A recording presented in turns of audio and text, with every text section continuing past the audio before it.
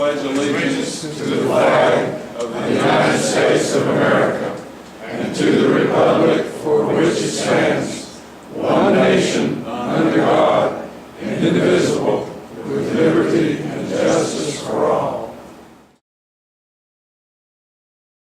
Our program this morning is Vince Staten. Vince, as many of you know, is a native of Kingsport. He's raised, went through the city school system here, graduated from Dobbins Bennett, and then he went to UT, and then he had some newspaper jobs, I know one in Kentucky and maybe other places that he may or may not want to tell you about. But we are happy to have Vince Staten, and those of you that have been here for programs before know how good he is, and I've had several requests to get Vince back, so I told him he could talk about whatever he wants to, as long as it had to do with Kingsport history. So Vince Staten, welcome.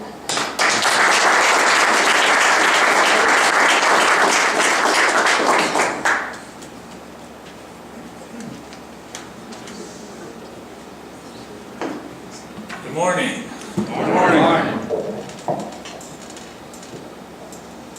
See how that works. I brought something to show you. Not this. This is my notes. This is a book I wrote about Kingsport. Bring with you, Vince? I brought this one. They just arrived at the newspaper this morning. They're still processing them. The deal is, I don't know the deal. If you already ordered one, I have no idea how that works. I can't help you there. But I know you had a chance last time to beat the $10 outrageous surcharge that they put on there. Just try to get people to order them early so they know how many to print. But here's the deal. We just worked it out with the publisher. I've got at least 3 events where I'll be signing copies. You can still get the book for $29.95 there. You don't get the extra thing. So I'll be next Thursday at Eastman Credit Union, the new Eastman Credit Union across from Meadowview. I'll be next Saturday in the mall. I'll be at Eastman Credit Union noon to 4. I'll be at I Love Books in the mall Saturday noon to 3. And I'm still working at Tom at Wallace News. I'm going to do a book signing there. I just think that's perfect. You have to do a book signing at Wallace News. I mean, that place has been there since long before I was a kid. And it'll be on a Friday because Tom told me he sells 150 bags of popcorn every Friday.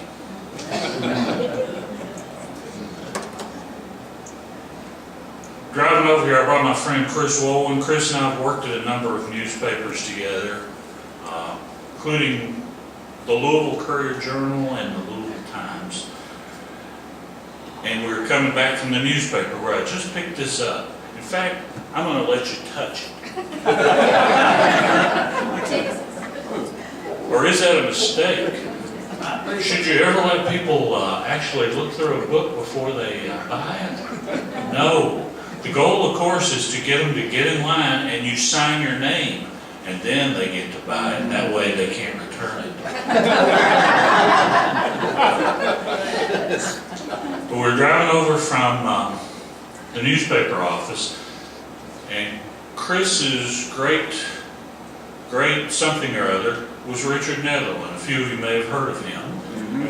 And so I was showing Chris, and we had passed as we came by here, so I could make sure which one was a Presbyterian, which one's a Methodist, because I went to Bethel Presbyterian, and the downtown churches were, back then they were 3 miles away, and you might as well be in another county.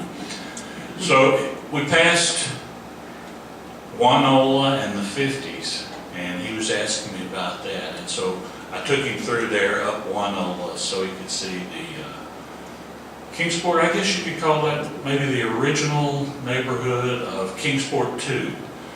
Kingsport 1, of course, is old Kingsport down by the Netherland Inn.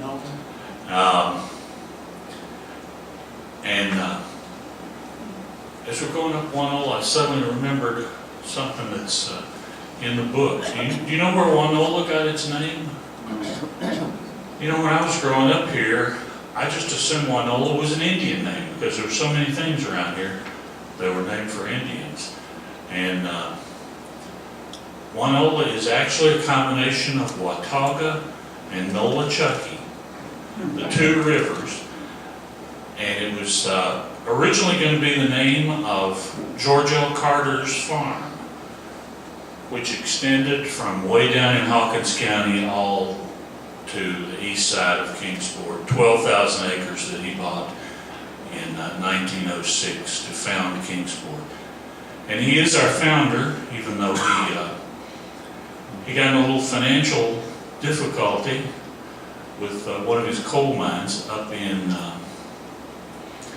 West Virginia, and he sold out of Kingsport before we became a town. So we can call him our founder, but J. Fred Johnson's the guy that really built the town. Now, I titled my book An Unconventional History of Kingsport for a good reason.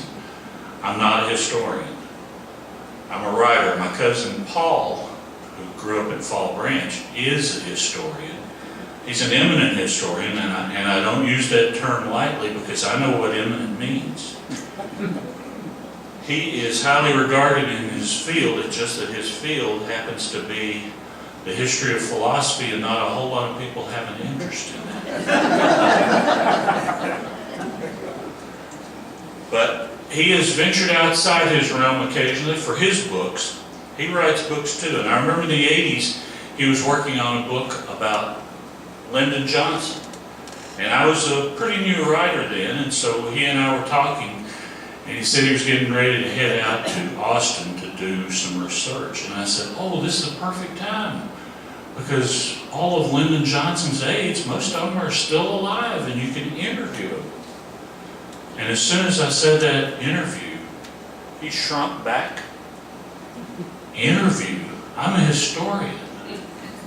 Historians don't do interviews. I'm going to the LBJ library. So that's the difference between a writer and a historian. I go out and interview people, and then 50 years later, people like my cousin will go into the library and read those interviews. I couldn't interview everybody for this book. George L. Carter, J.W. Dobbins, William Benton. A lot of people were dead and have been for a long time, but I could find interviews with a lot of them. And so I could go from that, but there's still plenty of people I could interview. I could interview Claude Russell, for instance. I could interview Jack Pierce, for instance, about his grandfather and great-grandfather. Here's Jack. I know Jack and I were at the very first centennial meeting. We were the very first two people there, and got out of our cars and looked at each other. Because I had talked to Jack several years ago about your father and grandfather. Albert is in the book. Jerome's mentioned, but Albert has a nice place in there. I fit him in with a guy named Russ Brashear, who's in the book. Some of you may remember Brashear Motors. Yeah.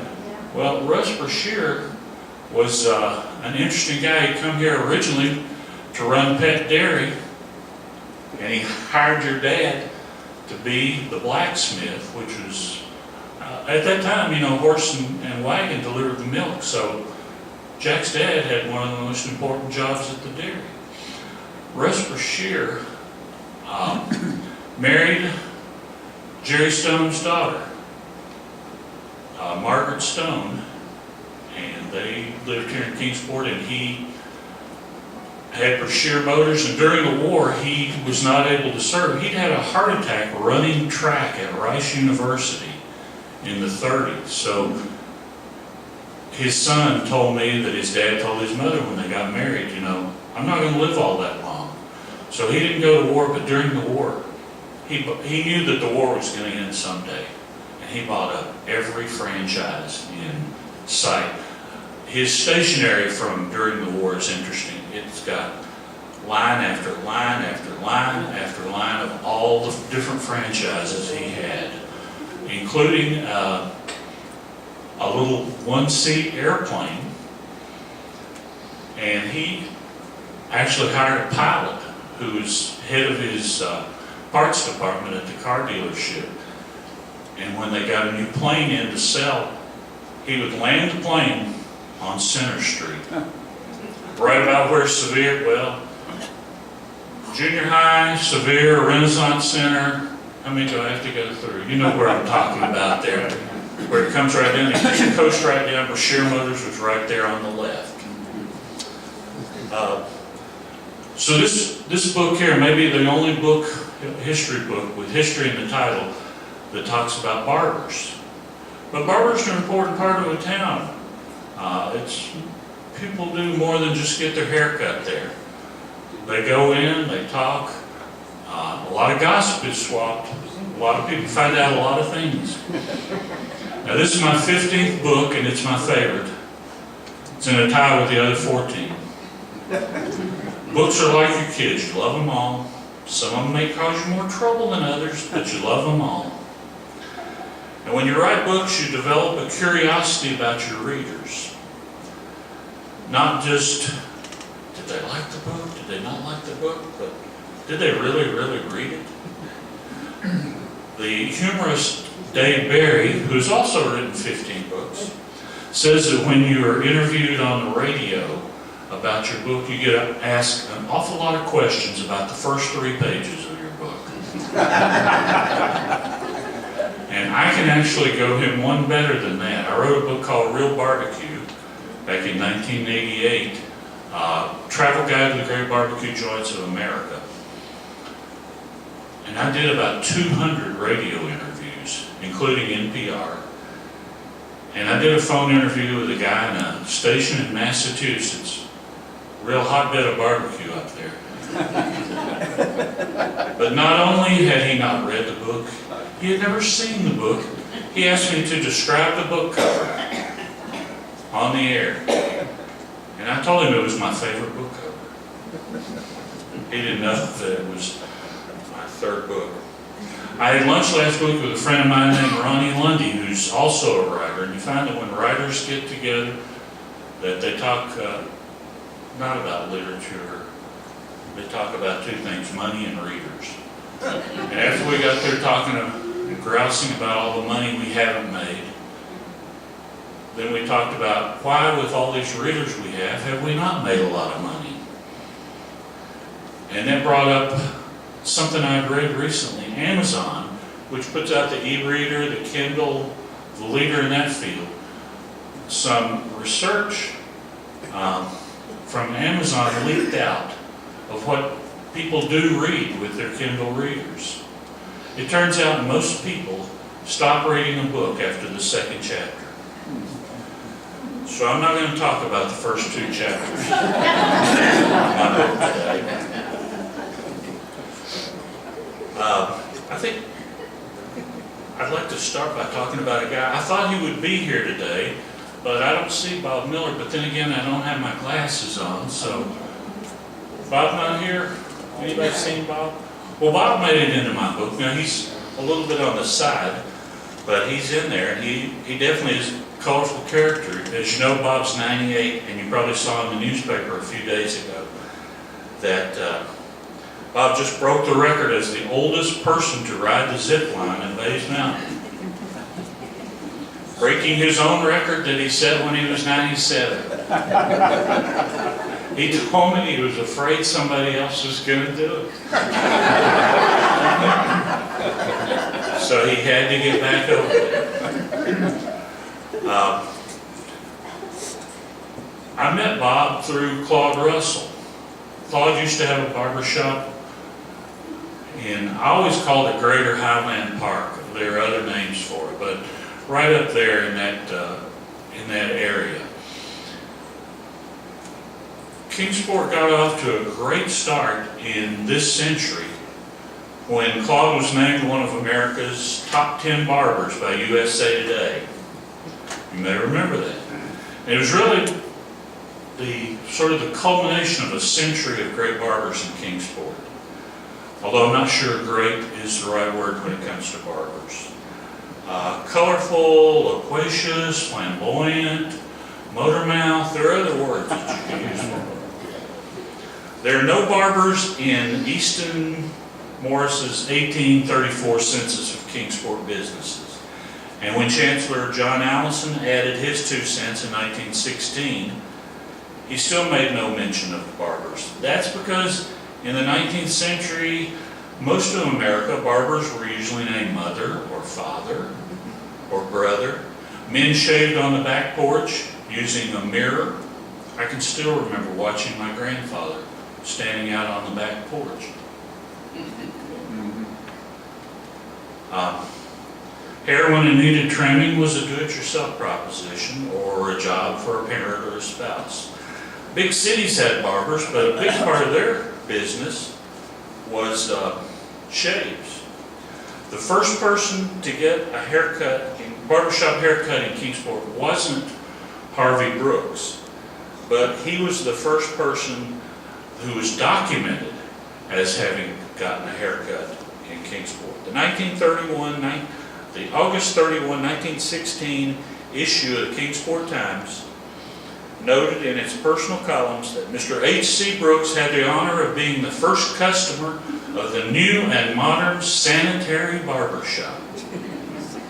Now this was back when that was a big deal to have sanitary in your name, because lots of businesses weren't very sanitary. The sanitary barber shop, B.B. Sullivan, proprietor, had opened the previous week in the recently completed International Order of Odd Fellows building. 3-story structure, still on Main Street. Later became the Elite Hotel. Later became the scene of murders, prostitution sings. It was quite a place. It was not what the barbershop was called in that first ad, first class, cool, and that cool was not like Fonzie cool. That cool was, they had fans in there. And up to date. In the sanitary parlor, shaving is a pleasure. Apparently it wasn't in other places. And it's appropriate that the first barber mentioned in the Kingsport Times was B.B. Sullivan. He was one of Kingsport's legendary barbers. I don't know if anybody here ever went to him. He ruled at the Palace Barbershop for many years. And when I tell friends from out of town that one of the main barbershops in Kingsport was in a newsstand, they look at me like, what planet are you from? But that's where the Palace News Barbershop was, in the back of the Palace Newsstand. It was on Broad Street, and it's no longer there, but it was not far. It was just almost catty corner from where Wallace News still is. As was common in that day and still today. Barbers were more than barbers. B.B. Sullivan was a politician and a rock-ribbed Republican. And upstairs from the palace was the office of John R. Todd, an equally rock-ribbed Democrat. Darrell Perry, barber at Central Barbershop, told me this story. Central Barbershop was on Market, right around the corner from Wallace News. Darrell said that one morning, Todd came in for his morning shave, and he and Sullivan got to talking politics. And one thing led to another. And soon they were up and swinging at each other and scuffling out the barber shop, through the newsstand, and onto Broad Street. And a little later that morning, when P.T. Nottingham, who owned Palace, came in, B.B. Sullivan was anxious to talk to him. He said, John R. Todd was in here this morning popping off again. He said, I had to throw him out of here. Isn't that right, Radford? Radford was the shoe shine man there, and he's the one that told the story to Darrell Perry. And Radford looked at him and said, "Yes, sir, Mr. Sullivan, and you went out ahead of him."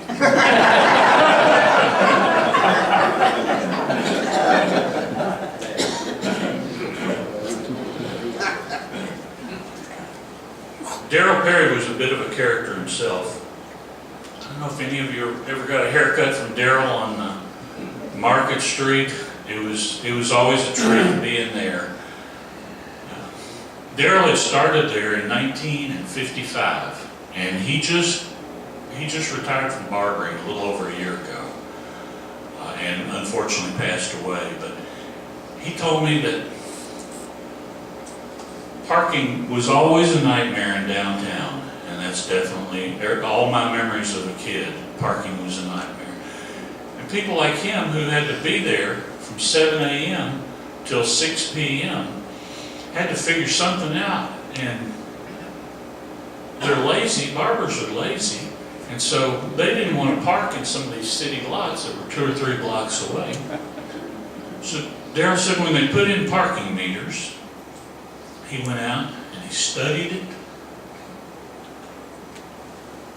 Had that little glass window. So he got his pocket knife out. Remember when everybody carried a pocket knife? Yeah. Try to get on a plane now. And he tried and he etched around the little sealant that held that little glass window in.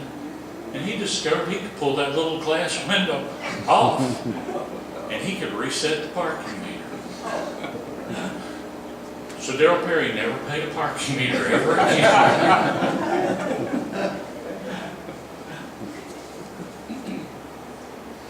But easily the most famous of Kingsport barbers was Claude Russell. The late Eddie Durham told me that his goal in life was to be first in line at Claude's barbershop just once. Claude opened at 5 a.m., cut hair all day till 5 p.m. He commuted from Sirgoinsville. So my friend Rod Irvin always told me, if you get a haircut with Claude, don't go late in the afternoon. Claude's getting a little tired by then.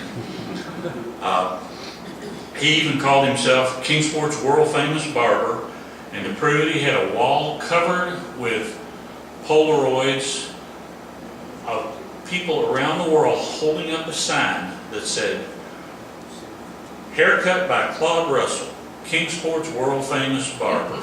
He had them from all over. He had them from the pyramids, the Eiffel Tower, in front of just about every state welcoming sign. And Claude still has those at his house. He doesn't have them up on the wall. I don't think Jane would like that. Growing up, barber, there was never any question about what Claude's profession was going to be. He came from a family of barbers. There were 5 of his siblings, all of whom became barbers. But Claude was the one who gave you a haircut and a floor show. It was a real treat. He entertained you from the moment you come in. "Where have you been?" he'd ask a shaggy-haired customer. "I've just about starved since you were in here last."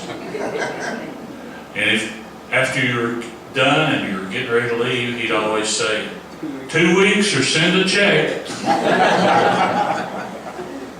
He had a sign on the mirror, "Half-price haircuts, always $7. He had that sign since he started barbering in 1960. Back then it said, "Half-price haircuts, always 50 cents. And he also had a sign that said, "Silent haircuts, $10. Nobody ever took him up on that. Nobody wanted a silent haircut from Claude. When a bald man would get in a chair, Claude would have a joke for him. He'd say, "I have to charge more because I have to have a hunting license. I have to hunt for him."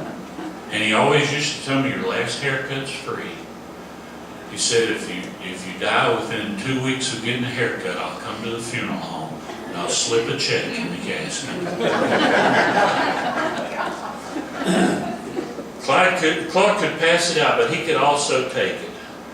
Once he asked, I was in there, he asked a bearded customer how long he'd been waiting. And the guy said, "I didn't have a beard when I came in here." Claude's most famous line was, "A free haircut on your 90th birthday if you bring your dad." And that's where Bob Miller comes in.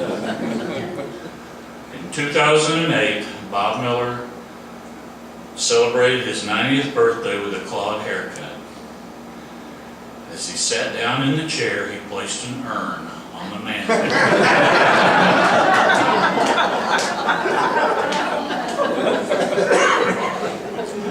Claude looked at it,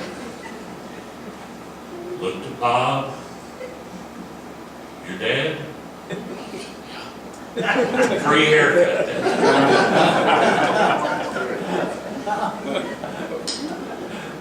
Claude would love to come here, but Claude's not doing well. I talked to his wife yesterday, and he's got some medicine that's helping him a lot.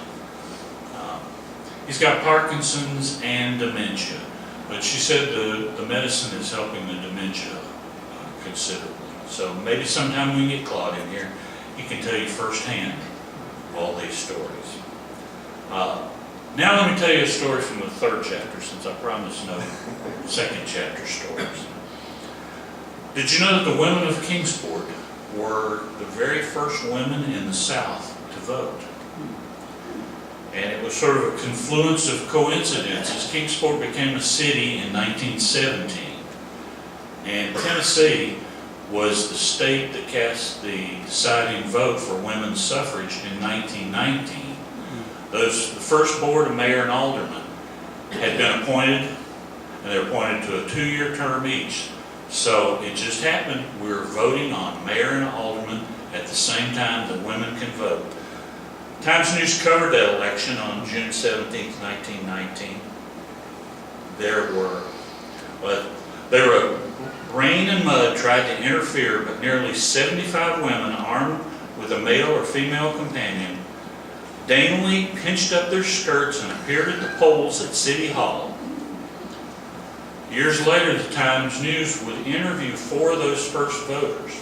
Mrs. J.M. Carmack remembers that she and Mrs. Sam Dickerson went together, and that her husbands refused to go with them. Fire engineer Carmack and policeman Sam Dixon sent a taxi for their wives. Mrs. J.W. Dobbins, wife of incumbent Mayor Dobbins, remembered it was raining, that she went with her husband and her sister, Miss Nancy Host, to vote. And there was a whole feature about mother and sister voting. This is what the Times News said, they will appear strange at being there, which might or might not account for their remaining longer than necessary to ballot. Father may remain all day. He doesn't have to cook dinner or supper. The story also talked to Mrs. J.E. Nelms. She said she felt awfully embarrassed as she went in to be given a ballot, because she said election day was considered the time for women to stay home. She told the Times that women were afraid to get out on election day because that was the day that men got drunk and got into fights.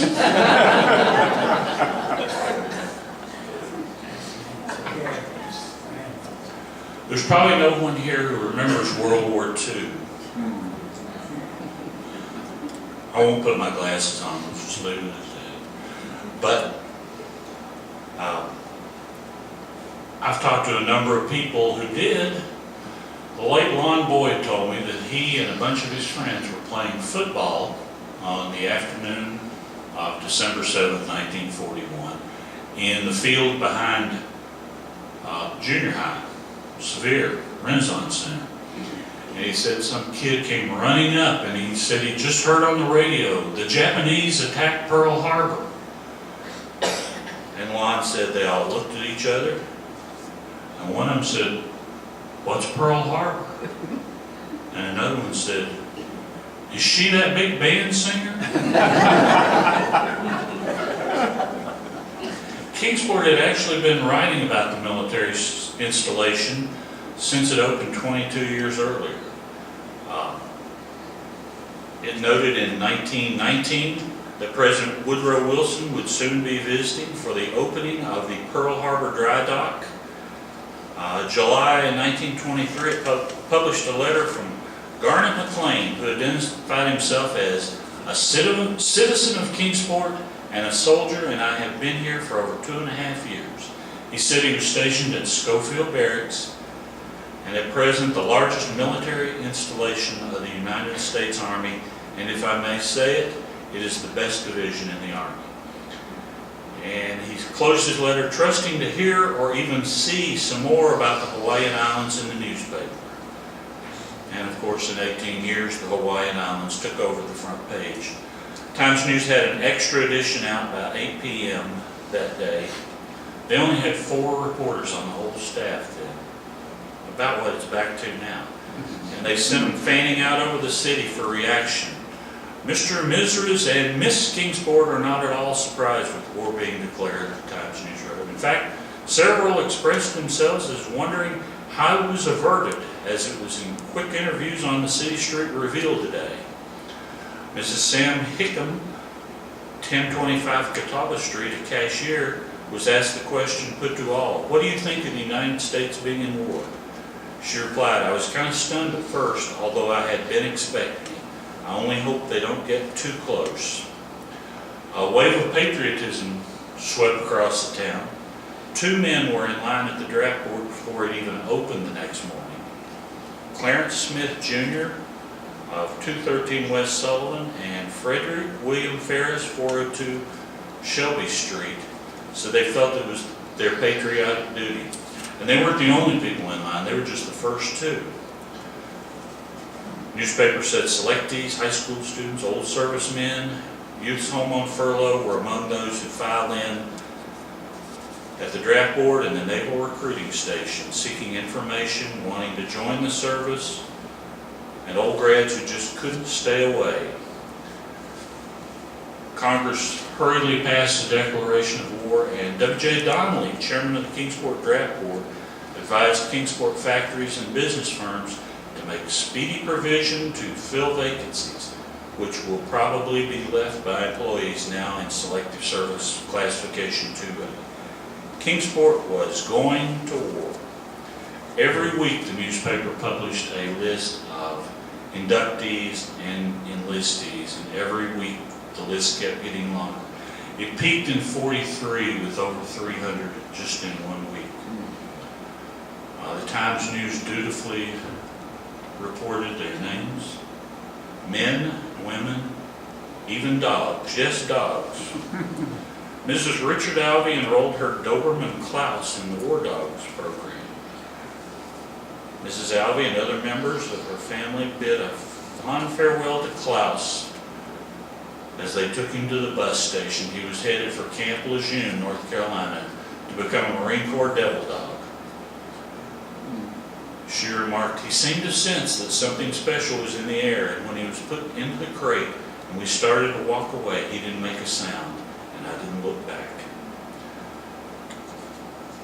There are a quartet of 20-year-olds women who enrolled in the Waves. Vivian Daniel, Ann Brooks, Marion Swan, and Mary Esther Frazier. I don't know if any of you knew any of those. 1944, 20th Century Fox released a movie called The Fighting Sullivans. You may remember it was about an Iowa family who had 5 sons, all in the Navy, and they were all killed in the same battle. And later the Army and the Armed Forces changed the rules so that brothers could not serve together to prevent that. Kingsport actually had 2 Sullivan families. The Crawfords and the Bernards each sent 5 sons into the armed services. And Mrs. John Crawford went Sullivan's one better. In addition to the 5 soldier sons, she had a daughter in the wax. The other Sullivan family was Mrs. Martha Bernard of 1022 Riverside Avenue.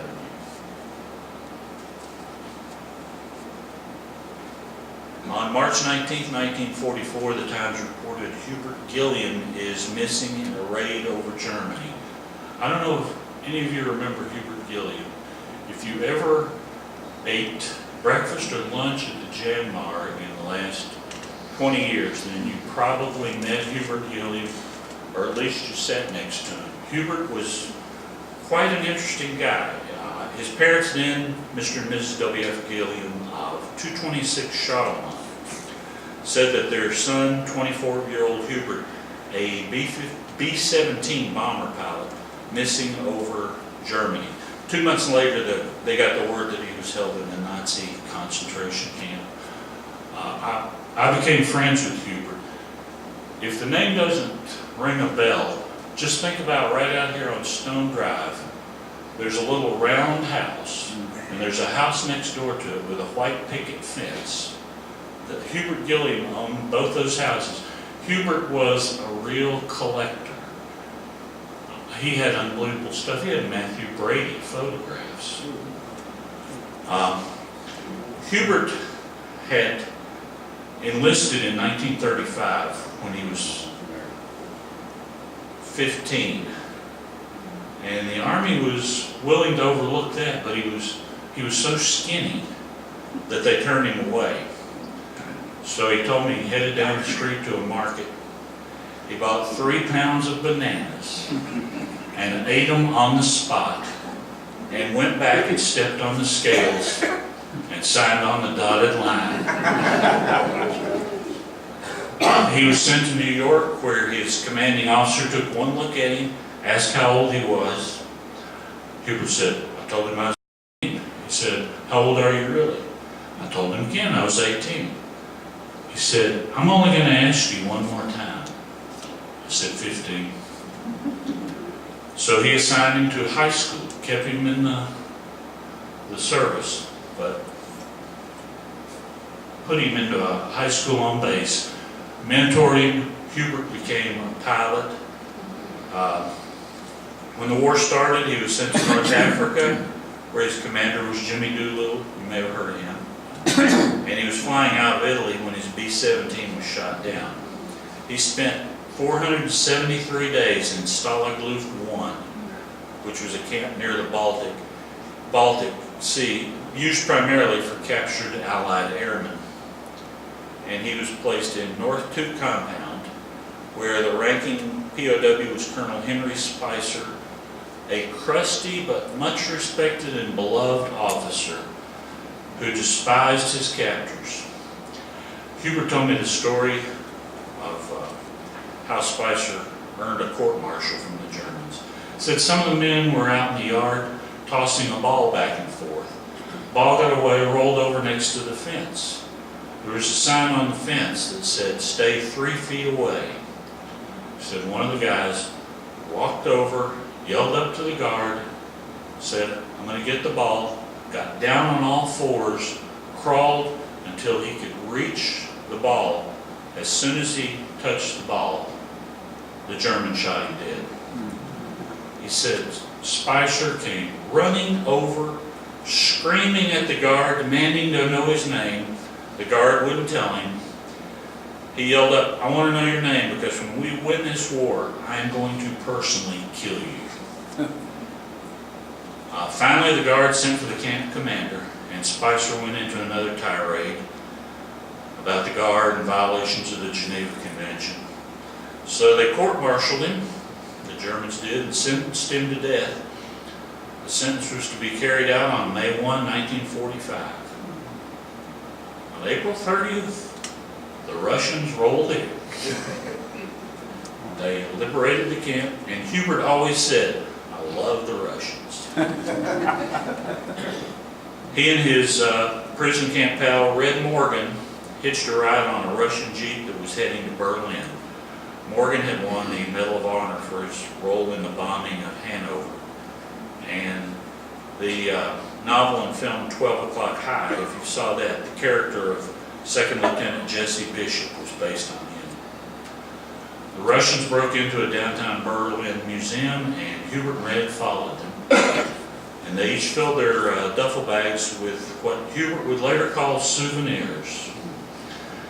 Hubert tucked almost 100 miniature portrait paintings in hand-carved ivory and tortoiseshell frames, many by famous European artists.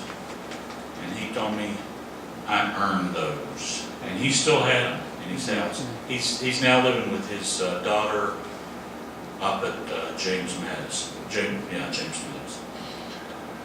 Every year on August 6th, Ben Sullivan would come into the Caddy's Corner for breakfast. And he'd sit down and he'd say, I know where I was blank many years ago. The year always added one, but it came into match where he was in 1945. He'd say, I was flying over Japan. Ben was a B-29 bomber pilot during World War II. But on that day, he didn't have any bombs. Just camera equipment and a few strangers. He had taken that same crew on a mystery mission only a week before. He said they flew at 30,000 feet and never dropped a bomb. He said it wasn't until years later he figured out what he had done. We were reconnaissance over Hiroshima. And that was to photograph the future target and then what damage the bombs had done. Ben had graduated from the University of Kentucky, where he was a drum major right before the Japanese attacked Pearl Harbor. And he enlisted, received his wings in '44, headed to the Pacific. In fact, he told me he could fly a plane before he could drive a car. B.B. Sullivan, the barber, was his father, and they lived Compton Terrace, so his dad just rode to work. Ben just walked to school. Said his family never even owned a car. He was the third plane to land on Iwo Jima. They had just created a landing strip. And in his pocket he carried a twisted old piece of string, and he would say, you know what this is? It looked like a twisted old piece of string. And he'd say, that's a ripcord. That's from when I bailed out in the Pacific. And after he landed on the ground, he spent hours searching for the rest of his crew, leading them back to base, an act of heroism that earned him the Distinguished Flying Cross. I had to find that in the archives. He would never tell you that. And in that first week of August '45, he flew his two most important missions of his 26, and he didn't even know it. The war ended 10 days later. Wild celebration staged by war-weary Kingsport, Florine Cooter wrote in the Kingsport News. Florine Cooter is a wonderful name, but what had happened during the war is all the men at the Times News were inducted. So they used to call it Ellis Binkley and his all-girl news team. Kingsport citizens were proud Tuesday night of all times to be Americans as they turned out thousands upon thousands to throng Broad Street in wild celebration. Their pride was as obviously a part of the glorious wave of emotion which swept into the city streets as was their almost hysterical happiness over the fact that soon the boys will be coming home. Not all that soon. My dad didn't get home till January of 1946. But it was wild on Broad Street. If you think it was wild when we were younger and cruising Broad Street, we didn't have guns then. They were shooting in the air. There were bonfires in parking lots. They were singing to the tune of the Beer Barrel Polka. And another one of those all-girl reporters, Emma Whitaker, went all over town seeking reaction. Clint Doakes was sitting on the front porch on Bristol Highway eating watermelon and hadn't heard the news. He exclaimed, well, I'll be a dead duck.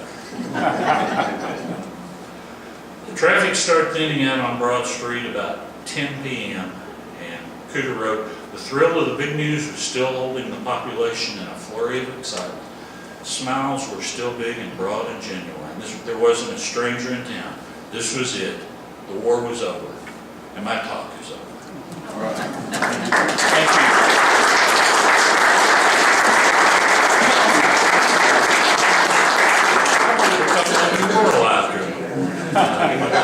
See if you have any questions. Oh, any questions? I don't know that I can answer. Does any of Claude's brother still cutting hair? Just one, Ken, over in Lynn Garden. He's still there.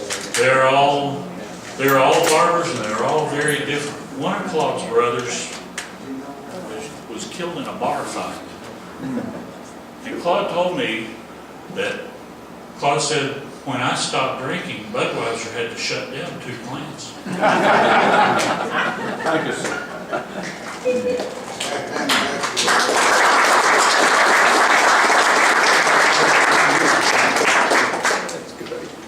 Vince, thank you again. We appreciate very much your coming and talking to us, and welcome to your friend there.